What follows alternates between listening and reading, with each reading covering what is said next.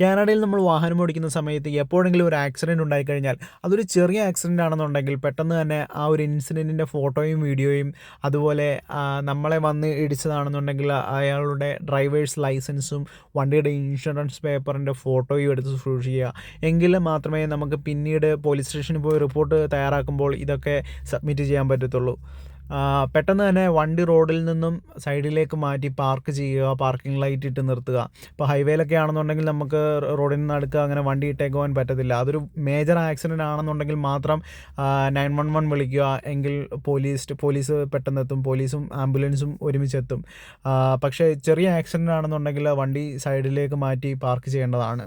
ഈ ഒരു ഇൻസിഡൻറ്റ് നടക്കുന്ന സമയത്ത് സാക്ഷികളുണ്ടെങ്കിൽ അവരുടെ ഡീറ്റെയിൽസ് ഉൾപ്പെടെയാണ് നമ്മൾ പോലീസ് സ്റ്റേഷനിൽ റിപ്പോർട്ട് തയ്യാറാക്കുമ്പോൾ കൊടുക്കേണ്ടത്. അപ്പോൾ അവരെല്ലാം വിളിച്ച് അന്വേഷിക്കുന്നതാണ്. നമ്മുടെ ഭാഗത്താണ് ശരിയെന്നുണ്ടെങ്കിൽ നമ്മൾ ഒന്നും വറി ചെയ്യാനില്ല. നമ്മുടെ വണ്ടി കംപ്ലൈൻ്റ് ആയിട്ടുണ്ടെങ്കിൽ അത് റിപ്പയർ ചെയ്ത് തരുന്നിടം വരെ നമുക്ക് മറ്റൊരു വാഹനം തരുന്നതാണ് ഉപയോഗിക്കാൻ വേണ്ടിയിട്ട്. പിന്നെ വണ്ടി റിപ്പയർ ചെയ്യാനുള്ള ഫുൾ പൈസ മറ്റേ ആളുടെ ഇൻഷുറൻസിൽ നിന്ന് പിടിച്ചോളും.